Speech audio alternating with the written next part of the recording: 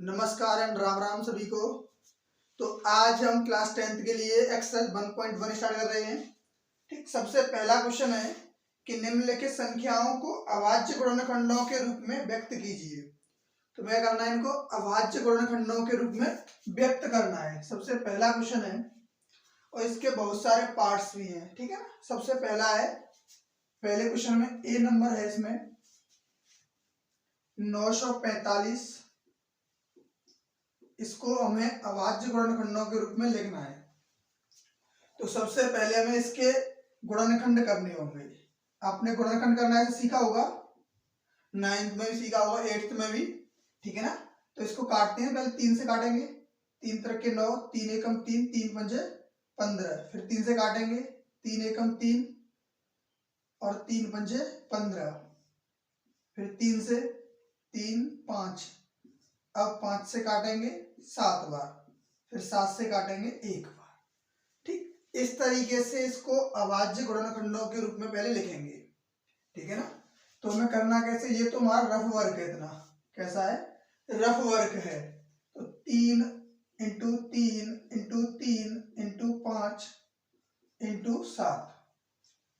ठीक, ये हो गए इसके अभाज्य गुणनखंड। और इनको हम ऐसे भी लिख सकते हैं कि जो नंबर बार बार रिपीट होके आ रहा है वो कितनी बार आ रहा है, उसकी पावर के रूप में। 3 की पावर 3 इंटू 5 की पावर 1 इंटू 7 की पावर 1। ठीक, इस तरीके से हम ऐसे क्वेश्चनों को करेंगे। इसका सेकंड वाला पार्ट है 140, बी है 140। तो 2 से काटेंगे 70 बार कटेगा, यानी कि इसी तरीके से आप इसके गुणनखंड कर लेना।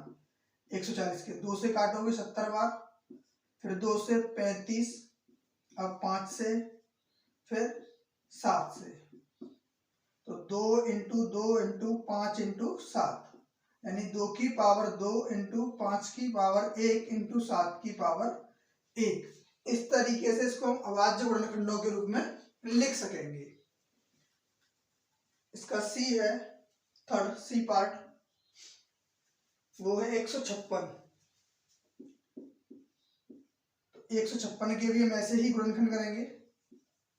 2 से काटेंगे 7 बार, 2 अठे 16, 2 से 2 3 6, 2 ने 18, 3 से 13 बार और 13 से 1 बार। इसको 2 इंटू 2 इंटू 3 इंटू 13, यानी 2 की पावर 2, 3 की पावर 1 इंटू 13 की पावर 1। ऐसे ही अभाज्य गुणनखंडों के रूप में हम इनको व्यक्त करते जाएंगे।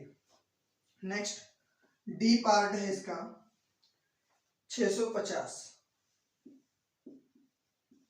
650 की भी ऐसे ही अभाज्य गुणनखंड करेंगे। 2 से काटेंगे 3, 2 5, अब ये 3 से 5 से कट जाएगा, 5 6 के 30, 5 पंजे 25, फिर 5 से काटेंगे 13 बार और फिर 13 से 1 कट जाएगा, यानी 2 इंटू 5 इंटू 5 इंटू 13। ठीक, 2 की पावर 1 रहेगा, 5 की पावर अब 2 हो गई और 13 की पावर 1। ठीक, इस तरीके से इसके अभाज्य गुणनखंड हम कर पा रहे हैं। नेक्स्ट क्वेश्चन है इसका ई 2644। अब देखो 2644 के हम गुणनखंड करेंगे। 2 से काटेंगे 1, 2 3 6, 2 दूनी 4, 2 दूनी 4, फिर 2 से 2 6 के 12, 2 6 के 12, 2 एकम 2। अब ये किससे कटेगा,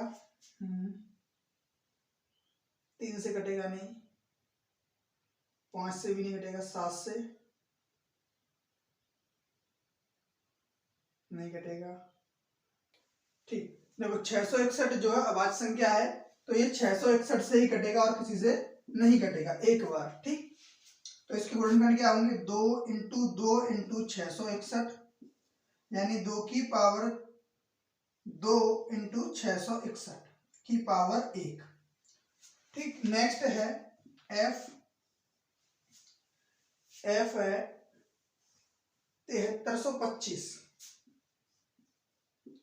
7325। ठीक, अब इसके भी गुणनखंड देखो 7325 5 से कटेगा, 5 एकम 5, 5 चौके 20, 5 छक्के 30, 5 पंजे 25, फिर 5 से कटेगा, 5 दूनी 10, 5 नम 45, 5 तिया 15। अब 5 से नहीं कटेगा, 5 से नहीं कटेगा, 7 से, 7 चौके 28, 13 नहीं कटेगा, 11 से। देखो 293 भी एक अभाज्य संख्या है, तो ये भी क्या एक बार कट जाएगा, तो इसके गुणनखंड होंगे 5 इंटू 5 इंटू 293, या फिर हम ऐसे लिख सकते हैं 5 की पावर 2 इंटू 293। ठीक, नेक्स्ट है 5005 कि हमें अभाज्य गुणनखंड बताने हैं। जी क्वेश्चन है 5005। अब देखो इसको भी काटेंगे हम, 5005, 5 से कटेगा 1 0 0 1, अब 2 से कटेगा नहीं, न 3 से, अब ये 5 से कटेगा, तो अब चेक करेंगे हम 7 से, 7 से कट जाएगा, 7 एकम 7, 3 30 7 चौक 28, 7 21, 7 से कट जाएगा, 7 एकम 7, 3 बचेगा 30 हो जाएगा, 7 चौके 28 बचा 2, 21 हो गया, 7 तिया 21। अब एक 11 से कट जाएगा, 11 एकम 11, 3 33 हो, 11 तिया 33, अब 13 से कट जाएगा। तो क्या होंगे इसके अभाज्य गुणनखंड, 5 इंटू 11 इंटू सॉरी 7 है, 5 इंटू 7 इंटू 11 इंटू 13। इसमें कोई भी नंबर ऐसा नहीं है जो डबल बार आया हो, यानी कि उस पर बार बार फैक्टर्स हो, तो उसको हम किसी भी पावर में नहीं लिखेंगे, क्योंकि हर एक की पावर इसमें क्या है 1 1 है। नेक्स्ट क्वेश्चन है 2429, नहीं 7429 है, 7429। अब इसके भी अभाज्य गुणनखंड करेंगे। देखो 2 से 3 से कट जाएगा, 2 से तो कटेगा नहीं, 3 से 11 तो 13, 13 और 9 22 नहीं कटेगा, 3 से भी, 7 से नहीं कटेगा, देखो 7 से भी नहीं कटेगा, ये 11 से भी नहीं कटेगा, 13 से भी नहीं कटेगा, अब ये कटेगा 17 से। कितने से कटेगा, 17 से, 17 चौके 68, 17 चौके 68, 8 से 82 हो गया, 17 चौके 17 पंजे 85 होगा, 17 चौके 68, इसमें एक और भाग लगा दो, 74 29 में 17 से, 17 चौके 68 बचे 6 62 हो गया, ठीक, 17 तिया 51 बचे 11 119, 17 7 119, 437 बार। अब 17 के बाद अभाज्य संख्या क्या आती है, 29 आती है, तो 29 से कटेगा, फिर सॉरी 19 से कटेगा, 19 दूनी 38, 19 से 57, ठीक, 19 दूनी 38, 19 से 57, अब 23 से कट जाएगा, कितने एक बार, तो इसके अभाज्य गुणनखंड क्या होंगे, 17 इंटू 19 इंटू 23। ठीक, इसके अभाज्य गुणनखंड होंगे 17 19 और 23। नेक्स्ट है 20,570, 20,570, 20,570। अब इसके भी अभाज्य गुणनखंड देखो, 20,000 लास्ट में 0 है, तो जाहिर सी बात है ये 2 से कट जाएगा, 2 एकम 2 0, 2 दूनी 4, 2 अठे 16, 2 पंजे 10, अब 10 15 16, 3 से नहीं कटेगा, 5 से कटेगा, ये 5 दूनी 10 0, 5 पंजे 25, 5 सत्ते 35, 5 से कट गया, अब 7 से 5 दूनी 10 जीरो, ठीक है। 28 5 25 3 35 5 7 35, ठीक है। 7 से कटेगा, ठीक 7 से कट जाएगा ये। 7 दूनी 14, 6 65 हो गए, 7 90 63, भाग लगा के चेक करो। 20 57 में 7 से भाग लाएंगे, 7 दूनी 14, बचे 6 65 हो गया, 7 90 63, बचा 2 27, नहीं कटेगा। 7 से भी नहीं कटेगा तो 11 से 9 95 88 7, हाँ सर 11 से कट जाएगा।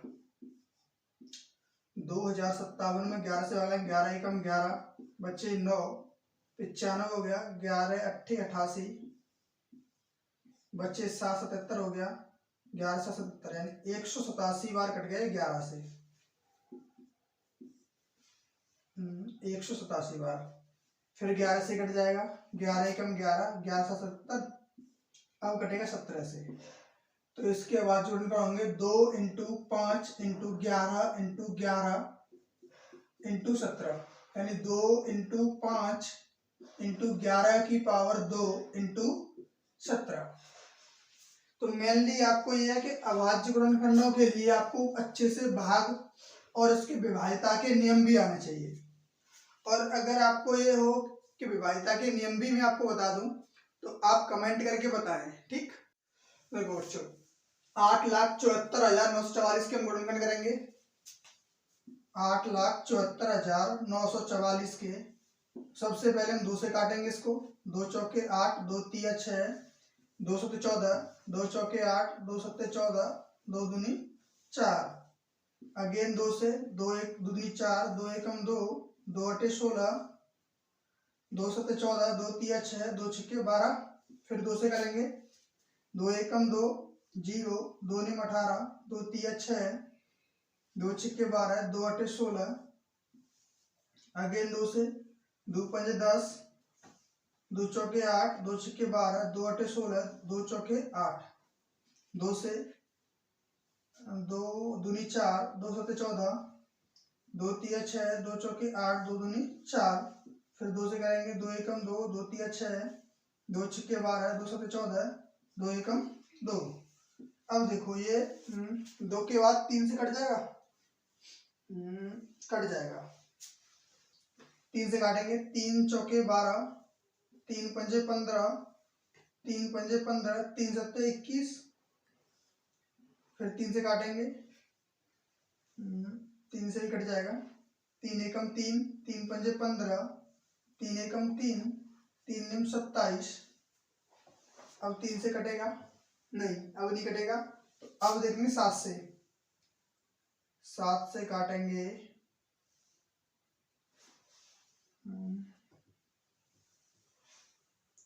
7 दूनी 14, 11 हो जाएगा, 7 ठीक 7 से कट जाएगा।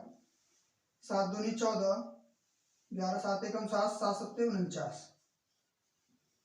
अब फिर देखेंगे 7 से कट रहा है, 7 तिया 21, 7 एकम 7, अब 31 से कट जाएगा एक बार, यानी इसके कितने आए, 1 2 3 4 5 6, 2 आया 6 बार, फिर 3 2 बार आया और 7 भी 2 बार आया और 31 आया एक बार। तो ये इसके अभाज्य गुणनखंड होंगे, ठीक। नेक्स्ट क्वेश्चन,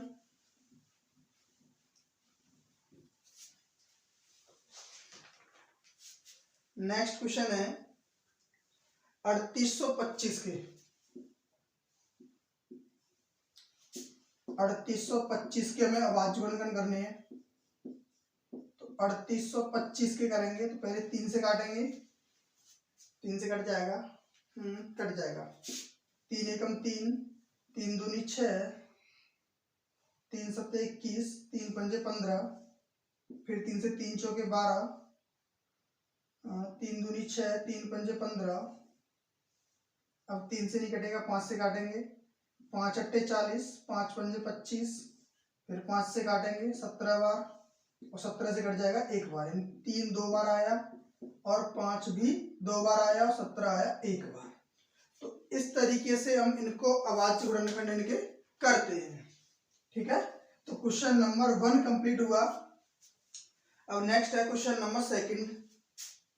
दूसरा क्वेश्चन है कि पूर्णांकों के निम्नलिखित युग्मों के एचसीएफ और एलसीएम ज्ञात कीजिए तथा जांच भी कीजिए कि दो संख्याओं का गुणनफल उनके लासा और मासा के गुणनफल के बराबर होता है। तो इसका सबसे फर्स्ट क्वेश्चन है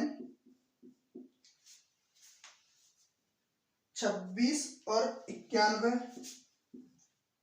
26 और 91 के पहले हमें अभाज्य गुणनखंड करने हैं। जैसे ये किए थे ना, तो 26 के गुणनखंड होते हैं 2 × 13 और 91 के गुणनखंड होते हैं 7 × 13।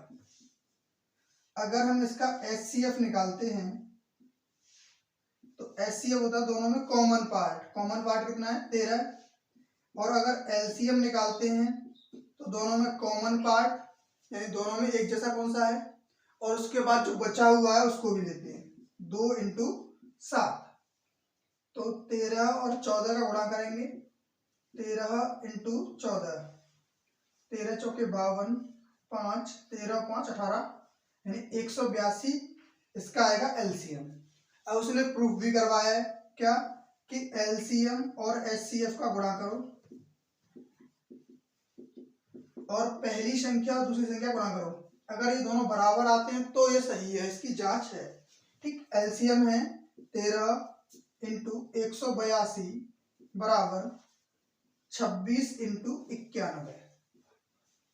अब 13 का गुणा 182 में करेंगे तो 13 दूनी 26, 2 13 8 104 और 2 106 हो जाएगा।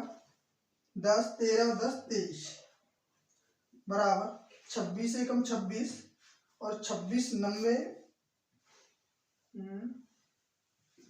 होंगे 234, 234 और 2 236। ठीक, ये दोनों बराबर आ गए, यानी कि ये हमारा क्वेश्चन का एलसीएम और एचसीएफ एकदम करेक्ट है। ठीक, अब इसके बाद नेक्स्ट वीडियो में करेंगे। ठीक है, तब तक के लिए जय हिंद।